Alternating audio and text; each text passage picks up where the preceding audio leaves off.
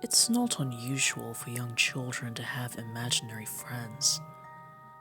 But what happens when these friends turn out to be not so imaginary after all? From dead children who live in the closet, to monstrous creatures with eyes that glow red in the night.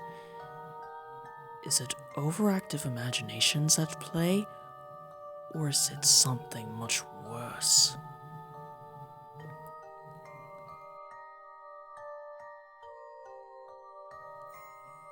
Good evening.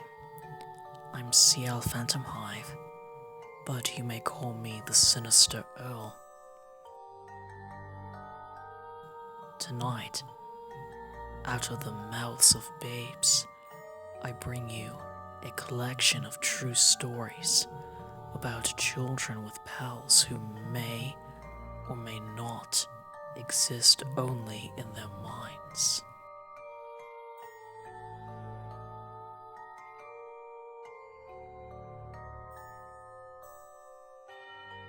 If you enjoy this video, don't forget to leave a like. And if you are new to my channel, please subscribe for more content like this.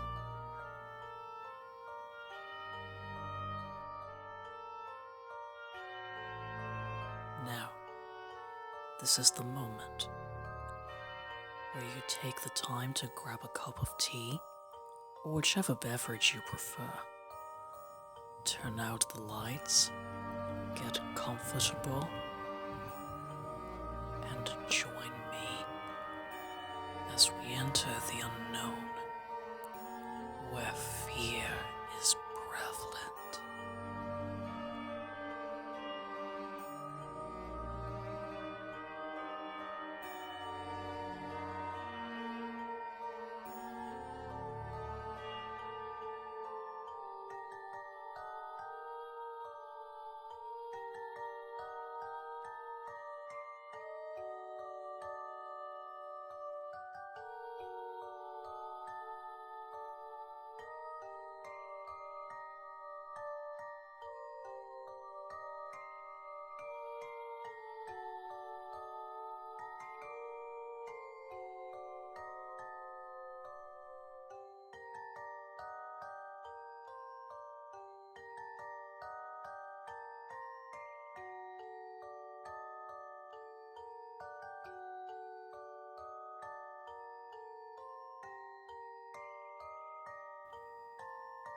And now, without further ado, let's begin.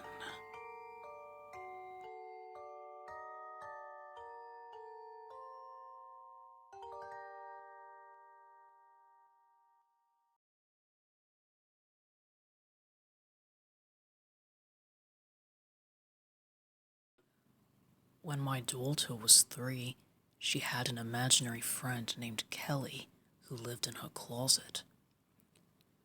Kelly sat in a little rocking chair while she slept, played with her. Typical imaginary friend shite. Anyway, fast forward 2 years. The wife and I are watching the new Amityville, the one with Ryan Reynolds, and our daughter walks out right when the dead girl goes all black-eyed. Far from being disturbed, she said, "That looks like Kelly." "Kelly who?" we say. "You know, the dead girl that lived in my closet."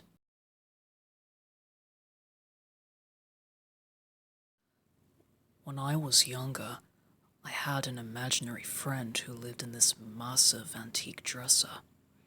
We'd chill out, and I vividly remember him telling me stories, although I have no recollection of what they actually were. I remember one day talking to my parents about it, and when I started telling my dad about my dresser buddy, he wanted to know his name. It was something innocent like Peter or Patrick, but I can still see him going white in the face. I drew Peter/Patrick out for him, and the very next day he and my uncle took out that dresser and burned it. It wasn't until a few years later when I found out my dad's little brother, my uncle, also had the same friend with the same name who lived in the same antique dresser. After a few months of the typical imaginary friend shite, my uncle started having night terrors and couldn't sleep because of Peter/Patrick.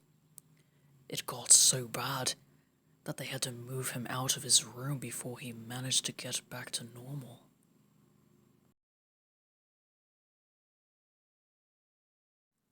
When my son was about 3, he had an imaginary friend in his room who he used to talk to all the time.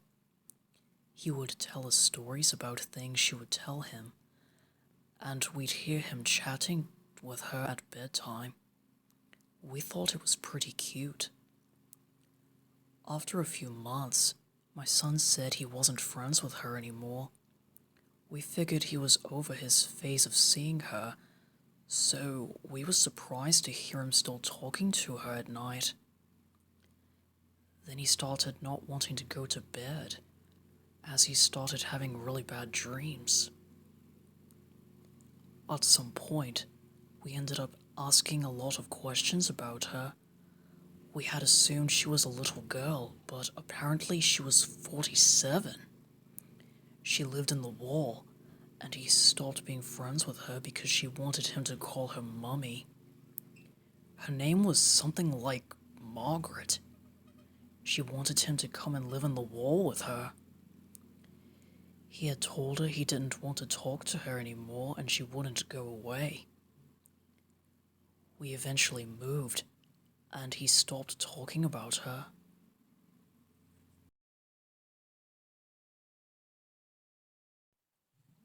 I used to break into houses as a little kid.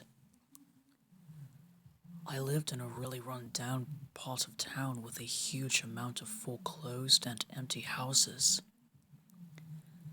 So I would pry off the window screens, and if the windows were unlocked, I would crawl inside them. I was maybe like 5 or 6. In one abandoned house, there was always this young Hispanic girl hanging out in the upstairs bathroom. I would go up there, and she would talk to me, and we would play tag, hide and go seek, and truth or dare. I would always invite her home for dinner, but she said she couldn't leave because she had to wait for her mom to come home.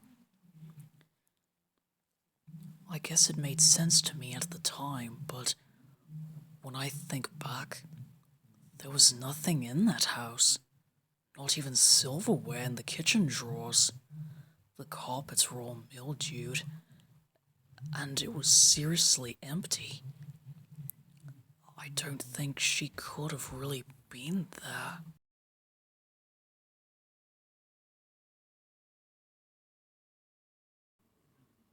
I have a niece I'm taking care of while her mother is in the hospital.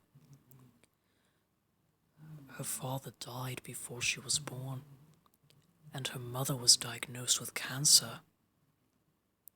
She has imaginary friends, which is okay with me. But when they tell her to finish her dinner quickly to play and ask her to stay up all night, it worries me. She started crying when they were playing because they said they will not be here anymore when she turns 6.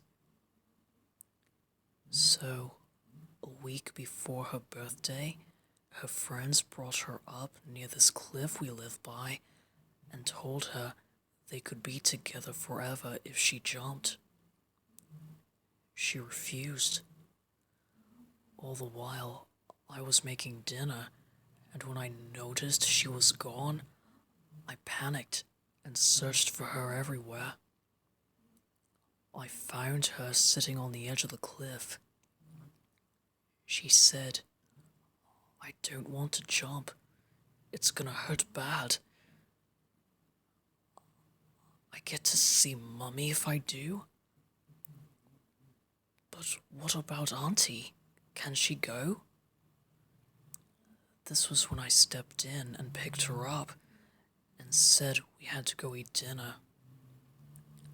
As we left, she waved goodbye to the cliff.